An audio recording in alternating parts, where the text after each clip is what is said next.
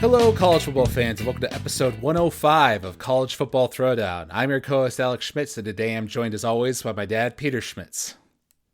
Hello, Husker fans and college football fans. Hello. Yes. After the previous episode where we talked all about all the national news and drama that's been going on in the world of college football over the past couple months, now we're going to focus in on the Nebraska side of things. And while it's not quite as crazy as the national side of things, there has been quite a lot that has changed since we last did a podcast in June. Yes. We'll be getting into that here. But before we do, we're going to do our tradition and crack a beverage. This time it's my turn. This is a Firestone Walker Brewing Company beer titled 805. 805. And where is Firestone Brewing Company? Is that near you in north of LA, or is it somewhere else? I have no idea. I did not actually buy this beer. So we'll see if it's any good. Great research. Hey, you're the one who's always done the research on the beers. I've never done that. That's your niche on this podcast. Yeah, my niche. Yes. The biggest piece of news that happened not too long after our last podcast, which was in around mid-June. This was around June 25th. It was announced that Bill Moos, the athletic director at the University of Nebraska, would be retiring, which was a not so subtle way of saying that he had been let go from the university, which caught me quite off guard because obviously he had, the Scott Frost hire has been a pretty mixed bag for him, but I know that in other programs he had hired a lot of folks that people liked. Our basketball program and baseball, things like that have been, doing better than they were before he got there, and, getting involved with some projects in terms of construction for athletic facilities and things like that. So not following it too closely, I was under the impression that he was doing a pretty good job. But after this news came out, I learned that he had been off campus quite a bit and had been taking a pretty hands-off approach, and a lot of the people at the athletic director office had been handling a lot of his work for him, was the way that this person made it sound, at least. And so that this had been something that had kind of been building up behind the scenes for quite a while. What's your read on that situation? I think that's a fairly accurate description. He did accomplish quite a few really great things, and it's interesting to hear people talk about very optimistically about where we think we are positioned as an athletic department, over the coming years now. And you got to credit Bill Moos with putting us in the position to be in that spot, right? That it's kind of better now than it was before. Now, on the financial paper side of things, right? The actual balance sheet in the book, so to speak, is not very good, right?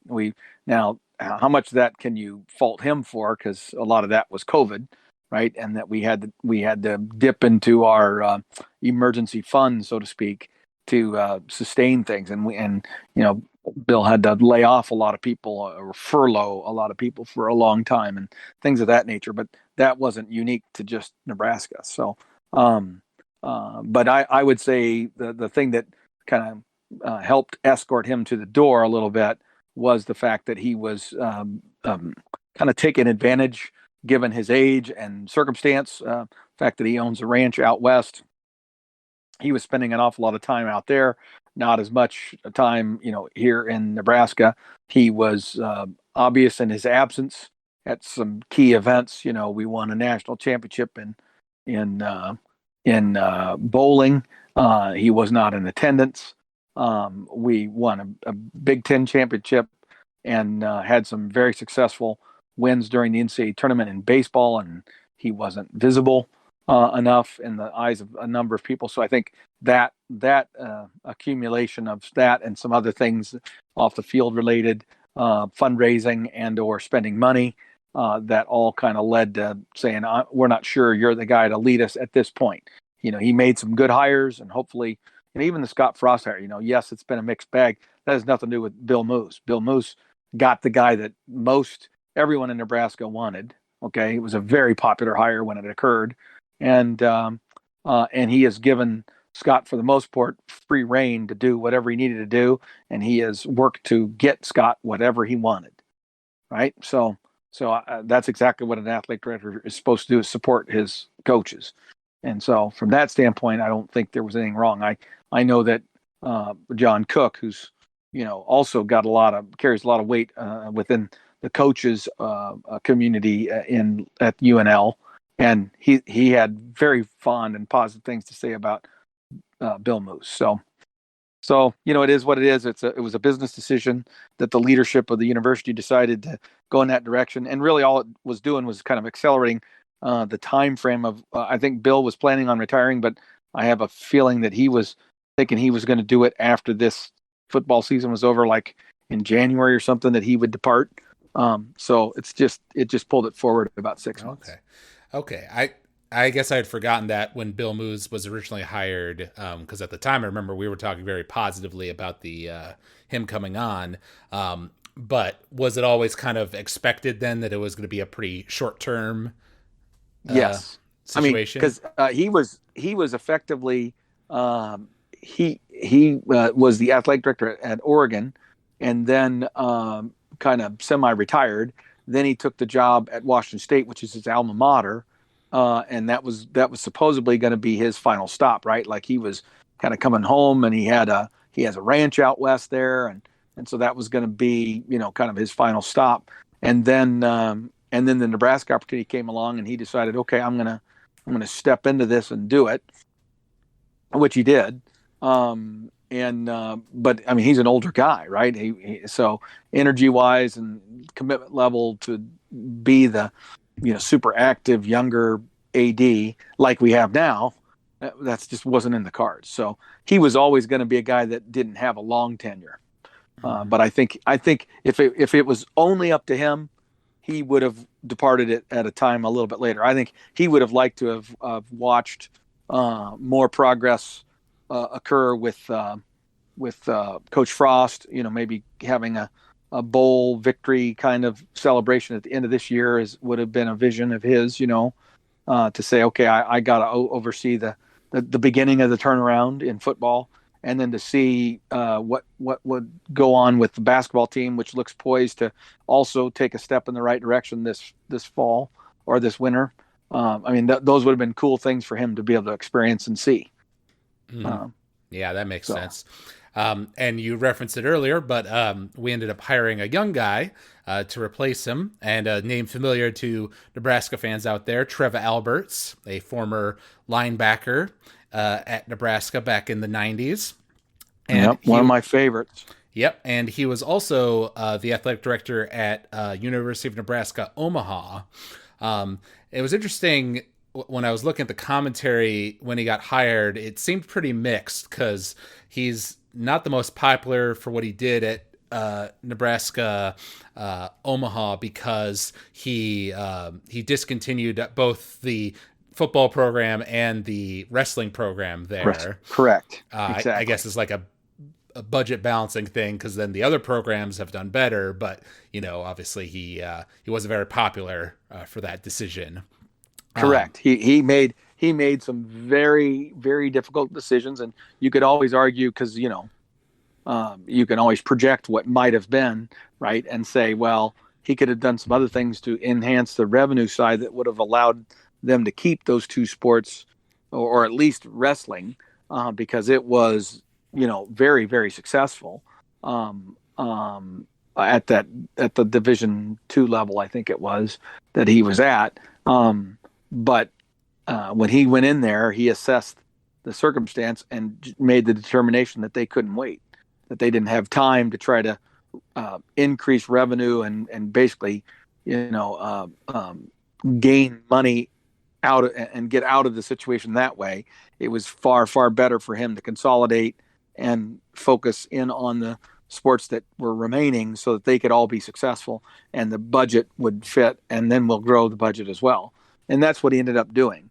it was a decision. Obviously, not everybody agreed with it, but he followed through on it. And at the end of the day, most people, as he's leaving UNO to take this job, have to acknowledge, even the ones that didn't like it, that the program was in much better shape financially and in terms of its success within the competitions that they were still competing in than when he got there.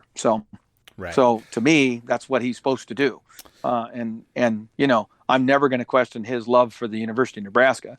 The guy is he bleeds red as much as anybody I could identify. Right. And the other thread I was seeing at the time when he got hired was that the impression seemed to be that he was not our first choice. That maybe he was a second or a third choice because obviously he's a hometown guy, and so of course he would love to Right. be the athletic director at Nebraska, and he's a younger guy too. So doesn't have as much Right. experience as some other guys we could have chosen. Correct. But maybe because of that budget balancing, you know, effectiveness that he showed at Omaha, do you think that's part of the reason why they brought him over?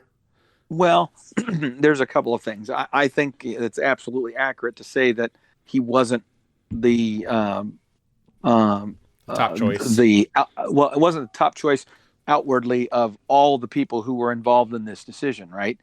But he was the top choice of the most important guy, right? Who was the president? Mm, Okay, because the president of the University of Nebraska is president over all of the universities. So University of Nebraska Omaha, University of Nebraska Lincoln, University of Nebraska Kearney are all part of that, and then each of them have a chancellor, right? That runs those individual. And so we have a chancellor at University of Nebraska Lincoln. There's a chancellor at University of Nebraska Omaha. Okay, you follow me structurally, right. and the president of University of Nebraska had great relationship with Trev and always thought he would be a great guy to put in that position. So I think he was probably Ted's choice from the very beginning. Okay, but a lot of the board of regents and those folks may have had other things in mind, other people who, because the fear with someone like Trev Albers is he has never been a Division One, Power Five AD before, never. Okay, so why wouldn't we go out and get somebody who was already a proven commodity like the Pollard fella from Iowa State, who's turned that program, that athletic department around, and has done really well. And I think either had his children went to University of Nebraska, like he had some connections to the University of Nebraska, so there was some thought that if he had been offered the job at the right kind of compensation, that he would have taken it. Okay, because of the Big Ten getting into the Big Ten, right, from the Big 12. As an Right. AD, that would be a feather in your cap, a step up, so to speak. But he turned it down, supposedly, or he didn't pursue it, however you want to say it. But the bottom line is that unless you were involved in the actual room, you don't know that. It's all speculation. I think our president got exactly the guy he wanted, and we'll wait and see. But I have a feeling that Trev, because of his leadership style and his energy, has as good a chance of being the right fit for Nebraska and our culture as anyone we could have chosen. And I know he's a bright guy. Mm-hmm. Trev is a very bright man. He was an academic All-American, in college. So he's not an idiot. And again, this is mostly that role is mostly about shaking hands and treating people the right way so that you lead the organization and letting the people who you have in your organization do their jobs, and then you look good, right? Right. So it's mostly a glad handing and a relational role. That's what the AD does. He raises money, and he makes sure that Right. on the executive side, the execution side, that his underlings are doing their shit. Right. Well, I think he can do both of those things really well. Right. So Well, he'll be fine. and once again, if if Moose was a problem for one reason or another, then getting somebody who's quite the opposite, a young guy, somebody who won't have any problem living in Nebraska, being present on campus and doing all those, handshake events like you're saying, plus the added kind of star power he has for being a former, star Nebraska player, will Right. certainly help him out here in the state. I agree. Now, the thing that he doesn't bring is he doesn't have the credibility to immediately be a mover and a shaker within the Big Ten Conference. However, because of his youth and the possibility of him being a long tenured AD for us, and if you're a believer that um, that the coaches that Bill Moos hired are the right guys, then he has a chance to have a period of stability within his major coach hires, right? And really be around for a long time. And as time goes on, he will accumulate the credibility needed to be a mover and a shaker within the Big Ten Conference. Yeah. He's not there now, but he could be. Right. He's positioned to do that. Right. Well, an interesting challenge has been thrown his way here early on into his tenure as athletic director, because it was just announced here in the past week from when we're recording this podcast that the Nebraska football program is under NCAA investigation. Specifically in this case, it's about analysts and consultants on the football team talking directly with players when, according to the NCAA rules, only coaches are allowed to actually coach players. An analyst Correct. is supposed to just be in the background.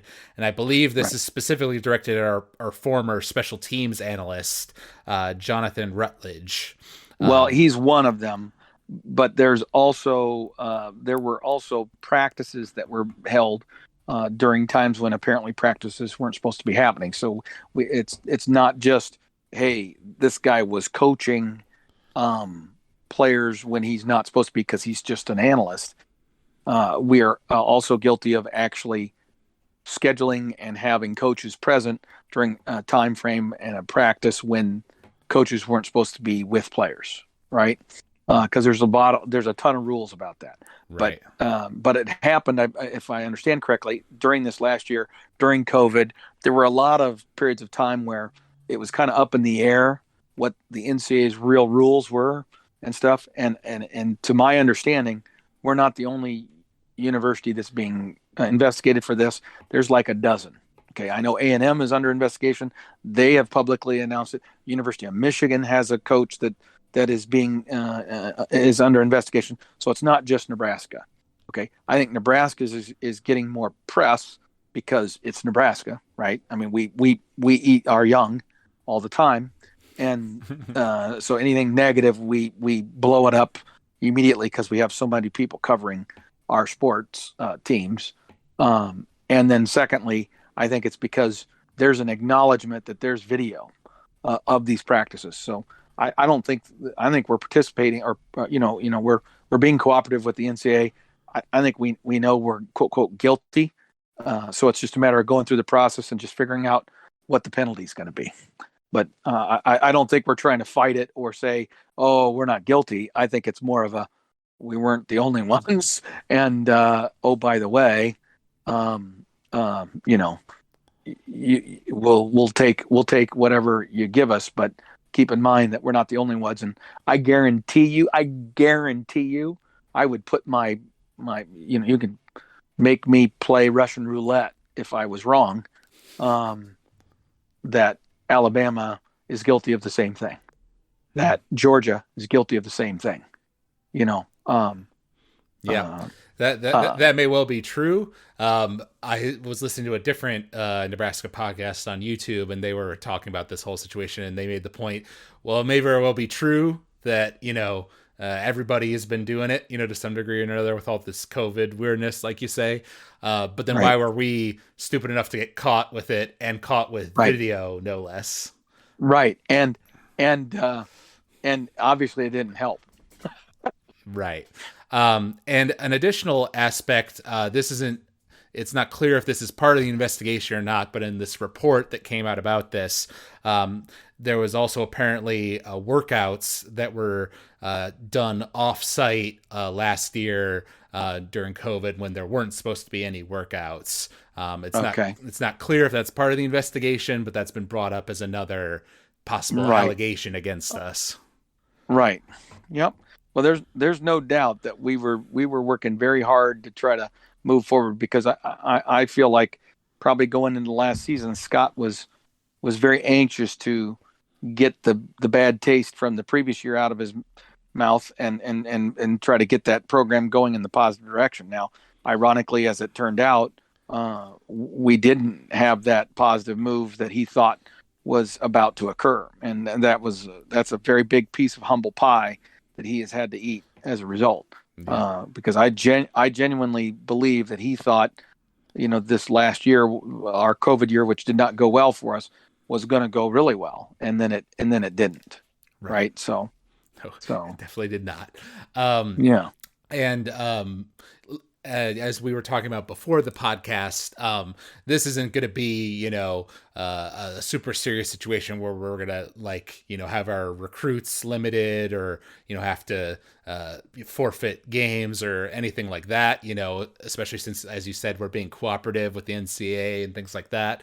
But it does seem like there will be, punishments of some kind, maybe limiting how many practices we can do, or something along those lines. Right. I'm sure they almost always punish you with some combination of diminished recruiting, so that because that's the way it really hurts a school. They use the opportunity at the NCAA to collect money. It's like a township trying to make sure that they fund their activities, so they get some speed traps going and collect a bunch of speeding tickets.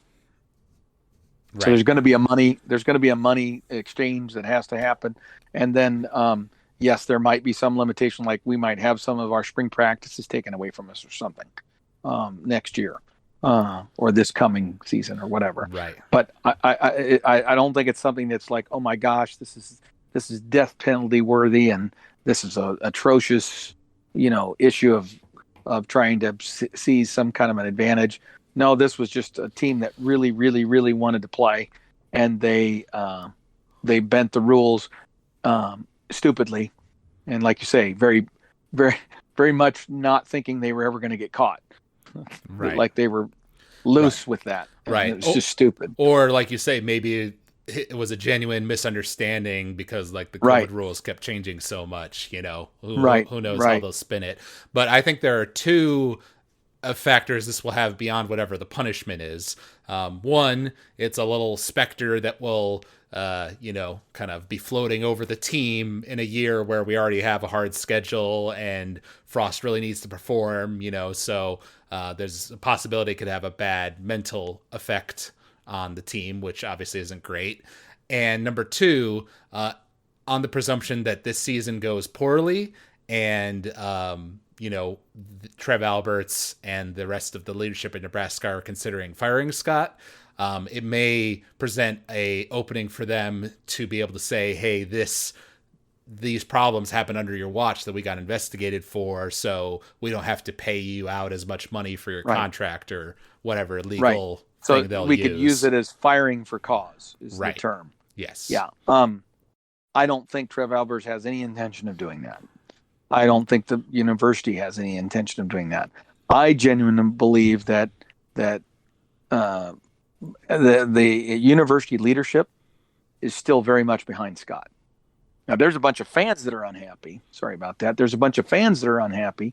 There might even be some Board of Regents that are unhappy and would like to see a change, because, it's amazing how, Scott Frost having an evening or an event where he goes and,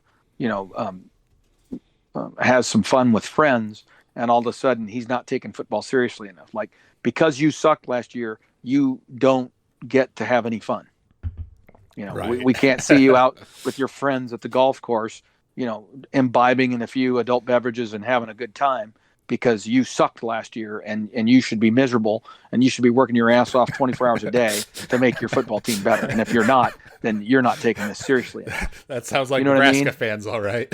Well, that's right. And so that's what ends up happening. And then that all of a sudden, Oh next my thing goodness. he's got a drinking problem. Next thing you know, he's got marital problems, blah, blah, blah. And, those things might be true, but I'm more inclined to believe that that's Nebraska fans being exaggerating and making a mountain or a one-time event because they saw him drunk at the local country club that they belong to together, or out in western Nebraska somewhere with his buddies because and he was spitting his chew because he chews, so he looks like an old cowboy, unshaven and stuff. All of a sudden people have an attitude that like he doesn't care or he's not trying hard enough or whatever. I So see. there's those things that you're constantly having to try to suppress. Right. Well, let me ask you this, because I believe we talked a little bit on our last podcast. We talked about the schedule we had for the upcoming season and along with the spring game and all that stuff. I guess 2 podcasts ago, technically. But if we have another 4-win season or worse this year, do you think Scott Frost is fired? Because I think he is. um, I think because of a change in athletic director, no. I think that no matter what, he's going to get next year. I think after next year, if a series of steps and progress has not taken place, then I would say he's fireable.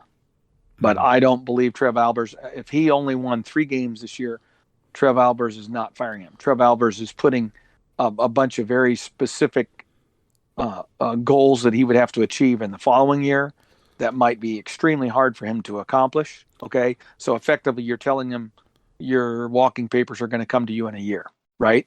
So get your life in order, right? But you don't do it right at that moment. Then that buys time for Trev to build his list, make his informal contacts, and get the right guy, right? But I don't think that's going to happen this year. I mean, I think some more accusations or things from the investigation would have to come out that made it really obvious that Scott was really going sideways to the NCAA rules and was just being an idiot. Then maybe he would feel like his hands are tied and he has to do it. But I don't think Trev has any intention of firing Scott, Mm-hmm. even if it's 3 wins. Right. Well, and I suppose if this is another bad year, we could kind of go with well, it's another COVID year. We've got these things to deal with. Everybody's kind of struggling with X or Y. So there is that aspect to it too. But I as you just said, the fans are already, some of them are already asking for his head. And if we have another bad year, 4 bad years in a row, the mob will really be getting feisty. Right. I totally agree. So, but yeah, so Scott is quote, quote, safe for this year. All right. But I believe Scott is competitive enough and certainly wants to succeed at Nebraska, has every intention that he's going to succeed at Nebraska, and believes he can. His biggest problem is I think he does have some blind spots in his own coaching history, because he's never coached in a league like the Big Ten. And it's taken him a while to figure out just how different this league is than some of the softer leagues that he's coached in before. Mm-hmm. The Pac-12 is not the Big Ten. It is not. Now, that's not to say that Pac-12 teams don't have success when they compete interconference games, like the Rose Bowl and stuff. The Pac-10 does very well against the Big Ten schools, and part of that has to do with, time of year, temperatures, all that sort of stuff. But the physicality, the incredible consistency of coaching, because every school in the Big Ten is good. Every school in the Big Ten has nice facilities, if not spectacular facilities. They've all got money, and so every one of them is capable of beating your ass and has coaches that are preparing their teams well. And that wasn't always the case in the previous stops that he had. He was going up against guys where he had the clear advantages. And in the Big Ten, that's not true. In the Hmm. Big Ten, you're just another team. And so he's had to figure that out. It's been a very, very hard lesson. Yes. But we're going to transition to something more positive here, Yeah. and Okay. talk about, because as I mentioned on our episode 103, we discussed the spring game and spring practice, and all that sort of stuff. And so now, of course, we're here to talk about fall camp and how all that's gone in preparation for our first game of the year against Illinois, a Big Ten team in the first game of the year. So what do you have to say about what you've been reading online about fall camp? Well, the first thing is that with the exception of losing um, some really important time, practice reps for some guys who haven't been able to practice because of some lingering kind of issues, we've had a pretty good camp in terms of staying healthy, right? We've we've lost some tight ends and that are going to be out for a bit, and so that hurts us in that at that position, which going into the season we thought was going to be a strength, and it's amazing how a depth situation can change so rapidly because of a couple of injuries, but that's just the way it happens. It just seems to happen that way. Um, I think in general they feel good about things. What I'm hearing that is not so good is that um, we've got a very young offensive line. I think it's an offensive line that, frankly, has pretty good talent because we've recruited that position pretty well in recent years, um, but they're just not there yet, both maturity wise and physically wise. Right? They look the part. We finally have guys that have the frames and the size that we're looking for. They just don't have the experience and the maturity in the weight room. So I think we're going to struggle to be dominant offensively along the offensive line. I'm hopeful that as the season progresses, the offensive line will get better and better. But that's a big question mark. Um, I think a lot of the other issues they've found answers for. I think we've got a pretty solid wide receiving core that's going to maybe surprise the analysts. Uh, I think we have some pretty good options at running back. We don't have the bell cow that Scott Frost wants. We don't have that one guy, but so it's going to be still a kind of a running back by committee, even though Scott doesn't want to do that because we've got a lot of guys who are pretty darn talented, and I think he's hoping that in these first three games that one of those three or four guys that are in the mix right now, one of them emerges and becomes that bell cow, right? Mm-hmm. Um, and then defensively, we've got an awful lot of returning defenders, some pretty darn good talent, a lot of experience. So there's a reasonable amount of optimism that our defense is going to be pretty good. Now, the biggest question to me centers on two things. It's that third stool, right? The third leg of the stool, which is kicking game or special teams. What is going to go on with that? And we were just mentioning that the Rutledge analyst who was supposedly our main special teams guy last year, uh, didn't last long, and so we're hopeful that the new approach is better, and we have a pretty decent returning kicker.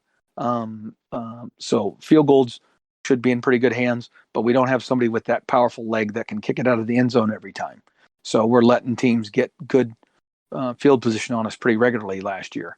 Well, that's got to get better. So if those things all get better, and then the self inflicted stuff, penalties and turnovers, Right. if we get rid of those things and start playing like a mature defense should, and not have one guy getting ejected every damn game for targeting, okay, and we don't have our quarterback who seems extremely athletic but doesn't seem to know how to jump properly so as to get extra yards. I mean, it just blows me away how often he gets his weight distributed in a very precarious and dangerous situation every time he tries to dive forward at the end of a run.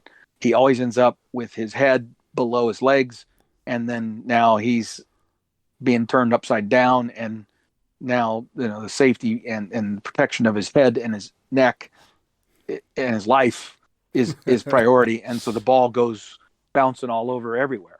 It's just bizarre to me. I don't understand how that happens, but you watch him dive, and it's like, what the hell's he doing? Right. Why are those legs way up in the air like that? Yeah. Well, I'll say from the small bits I've read, I believe Scott said recently that he was feeling much better about special teams and that he thinks that we do have some guys who can kick it in the end zone consistently. Yeah. Now, Uh-huh. we'll see if that's more than just talk, because there was a lot of Exactly. positive talk coming out of fall camp last year, and we saw Mm-hmm. how that turned out. And I've also read that they've been having plenty of refs at a lot of the practices, and that Scott has really been emphasizing that, saying that like this is a good team if we just don't beat ourselves. So I agree with that. So I think he is aware of that, and been trying to coach on that. But Right. well, it's all about like how you perform on game day, in that pressure situation. Exactly. We'll believe it. We'll believe it when we see it. Yep. Because I mean, that's the thing. If with all the other stuff like you said about the offensive line and like special teams and all that, those are all also very important. But if we just turn the corner on like cutting down the penalties and turnovers, that alone does so much for like our teams of the past 3 years.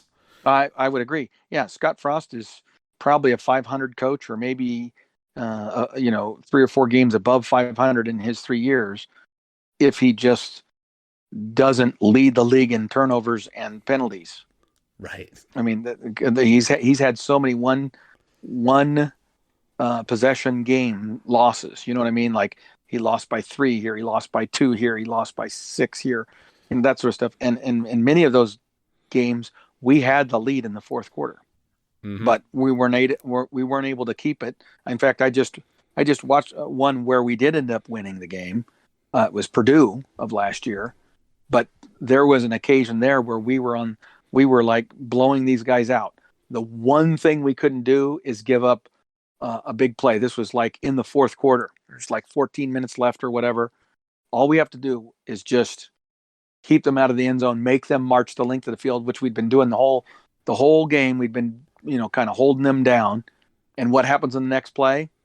Two of our players run into each other and fall down while pursuing a potential interception. And then their receiver catches the ball and runs unencumbered for 85 yards and a touchdown. I feel like I repressed that memory, but you're making it come back. and then in that same sequence, we then get the ball, move it ourselves, whatever. They get the ball back, but we've flipped the field on them, so they're deep and back in there against their own end zone. We just have to defend them, and then we have 2 penalties on one play that gives them 30 yards. So instead of forcing them to punt, they get 30 yards of penalties. Not one 15-yard personal foul penalty, but 2. And they both apply. Right. Weird shit like that.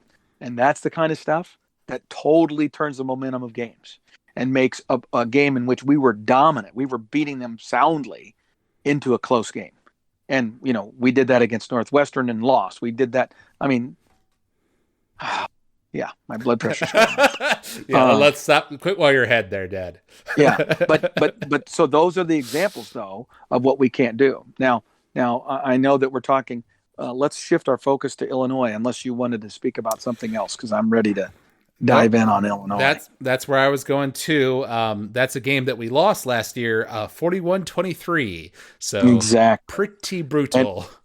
It was. Well, the bottom line was that it was amazing where they were getting the ball to start some of their drives, right? Turnovers. We literally gifted them like 21 points in that game.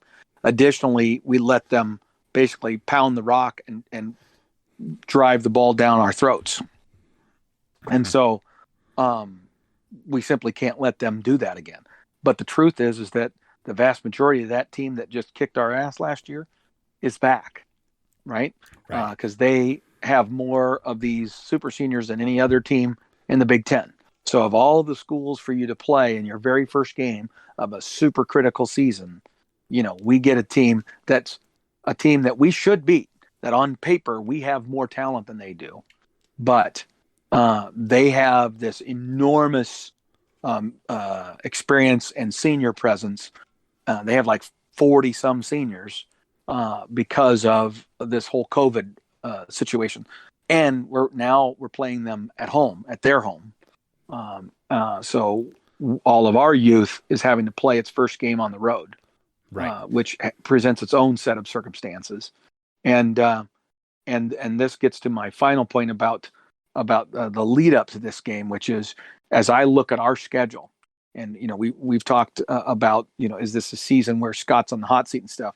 I can tell you that as a Nebraska fan, and if you don't want to hear the have a whole season where everybody's already clamoring for Scott's head, okay, this is an absolute positively must win situation, because if we were to win this game, then we have the next two games against opponents that we're going to be, I'm going to say, significantly favored to win, right?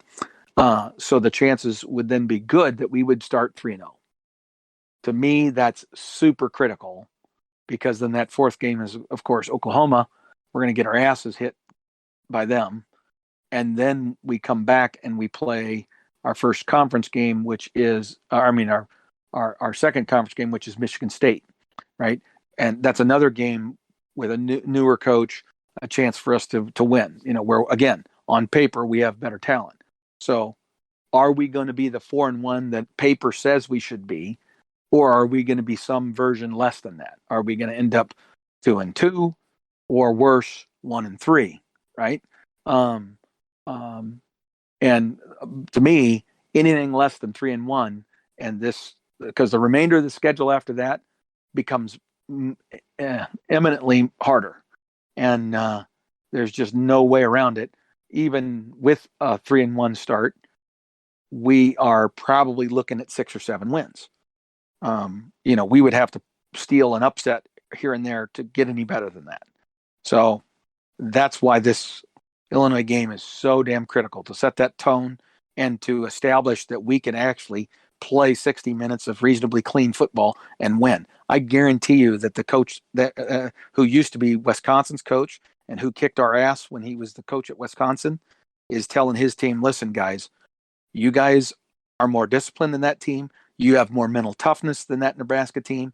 If you guys just keep your nose to the grindstone, just keep doing what we're doing, believe in what you're being taught by us, we will wear this team down and we will beat them just like we did last year.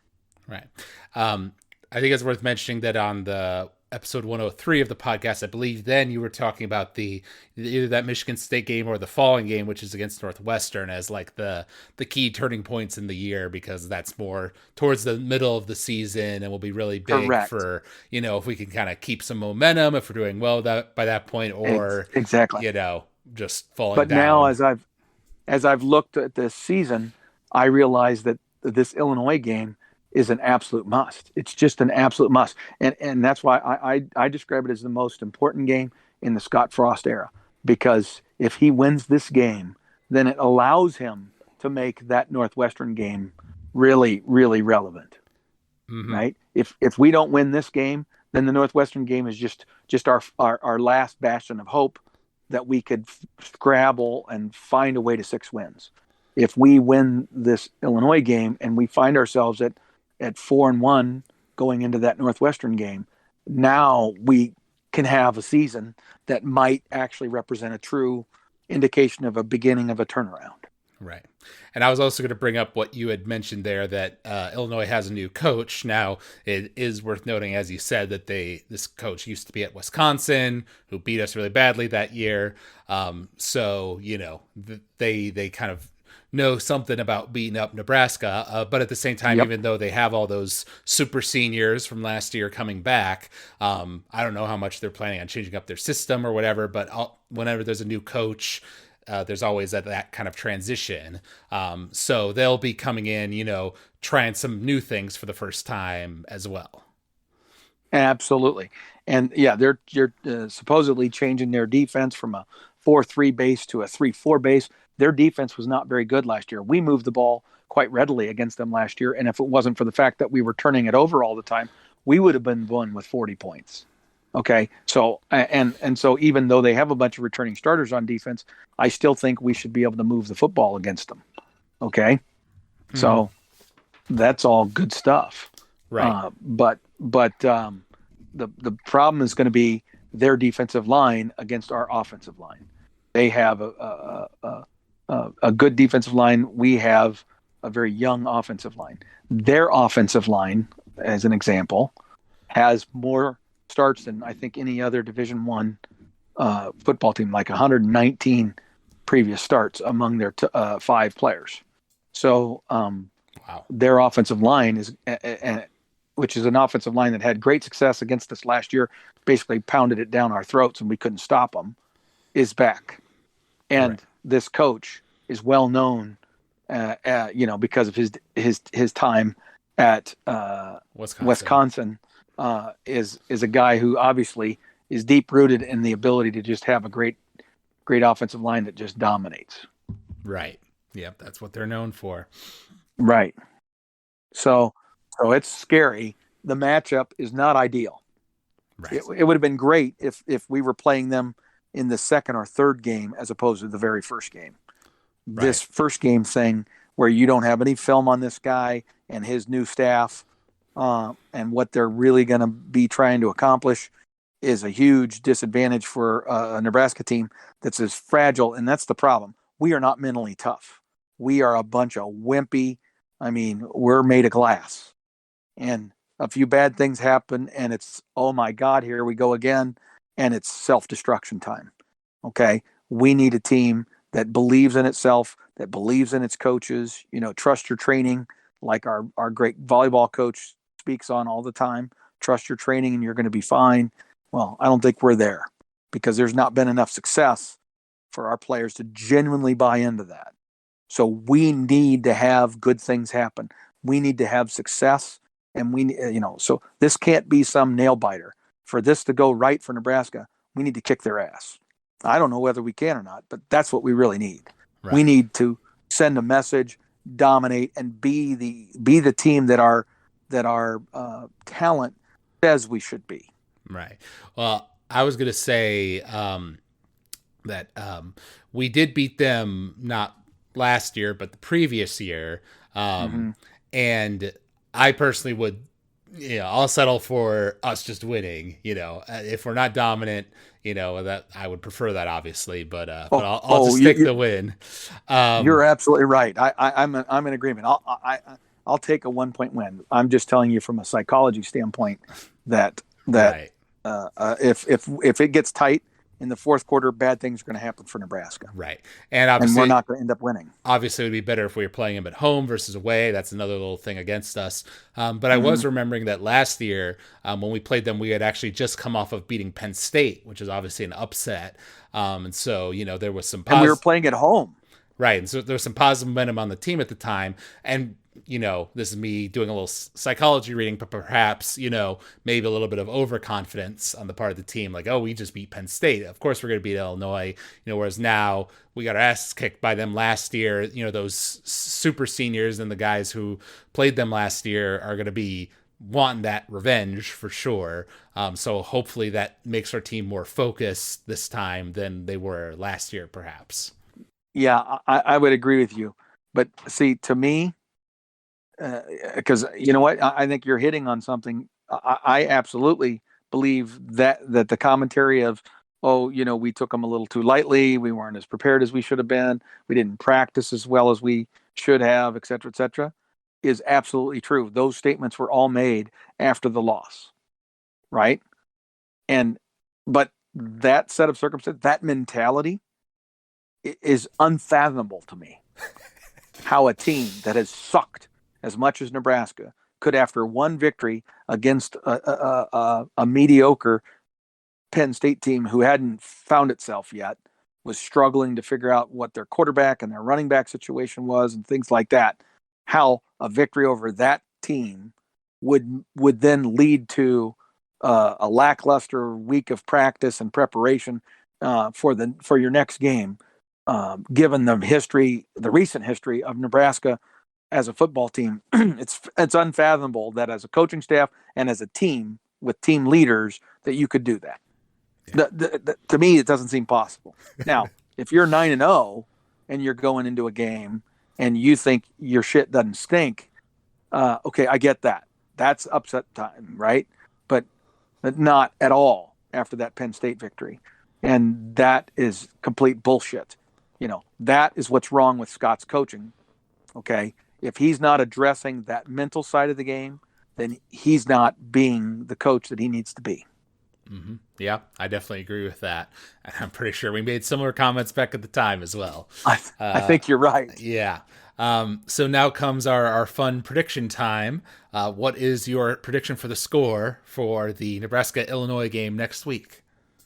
Okay. Until I read some of the practice reports from them and just reading up on their team and reading about all these super seniors, and so just all the returning starters they have, and looking at last year's game and how much they physically dominated us, especially late in the game, it scares the hell out of me.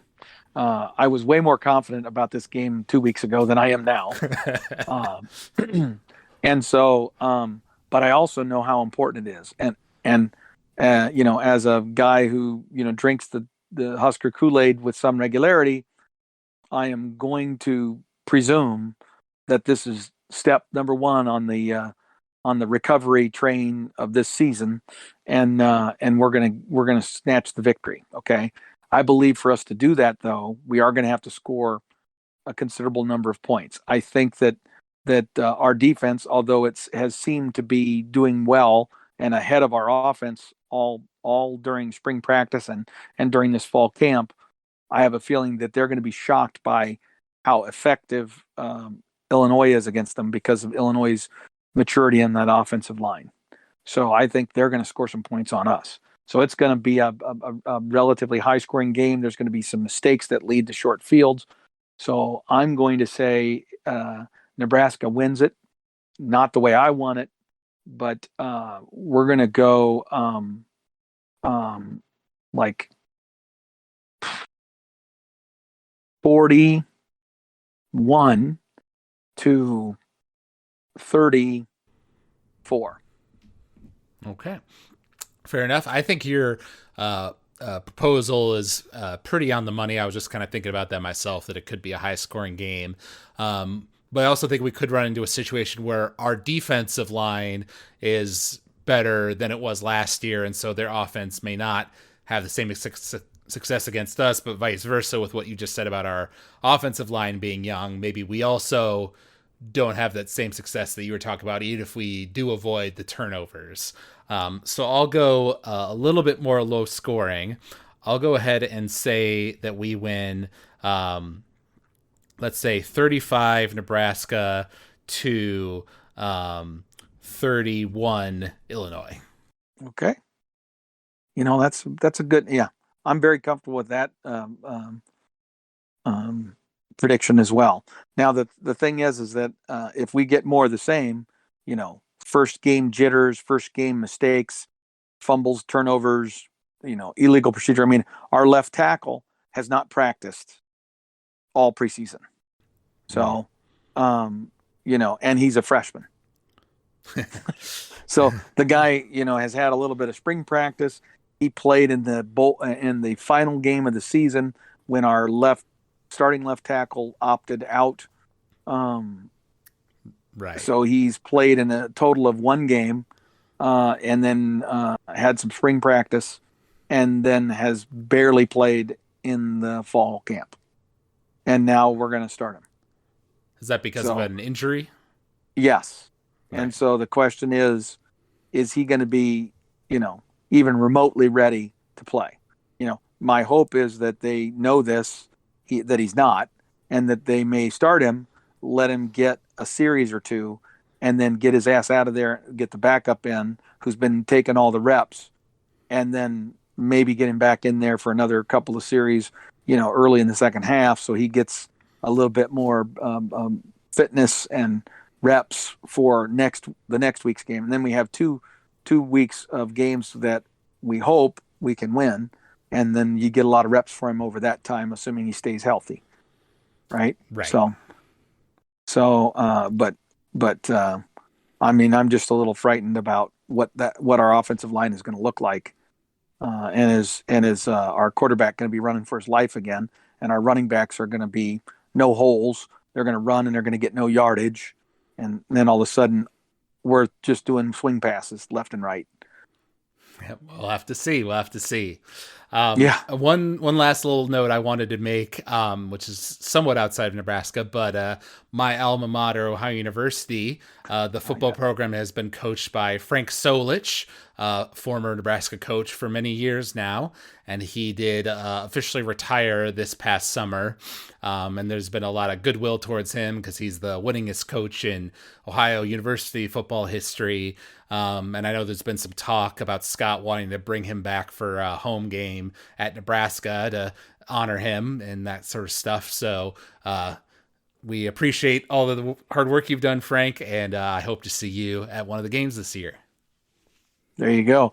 That is so true. And, I think not only is he the winningest coach in Ohio University history, I believe he might be one of the winningest coaches, like certainly in the upper echelon of winningest coaches in MAC history, the Mid-American Conference history. Right. Even though I think he maybe only won one conference championship, Right. or maybe not even one. I don't know. He was like in the hunt almost every year, but he didn't win it very often. Right. We did go to the Great Idaho Potato Bowl before, yes. though. I know. And he was enormously successful, very consistent, and Yes. had a lot of really good teams. He just never had that one year where he had enough talent to just, collectively go completely over the hump and be the champion. Or maybe he did do it, but it was, like I said, only once. Right. Yeah, I think it was only the once. All right, but that'll wrap us up for today. Thank you all Yes. out there for listening to this podcast. If you enjoyed listening, you can email us at huskerpete13@gmail.com if you want to reach out to us with a question to bring up on the air. We always love hearing from the fans. You also subscribe to us on Apple Podcasts, rate us, review us, leave a comment. We always love hearing from everybody. We're also on podomatic.com. So thank you all out there for listening, and we're all crossing our fingers here for this upcoming Illinois game. So until next week, go Big Red. Go Big Red.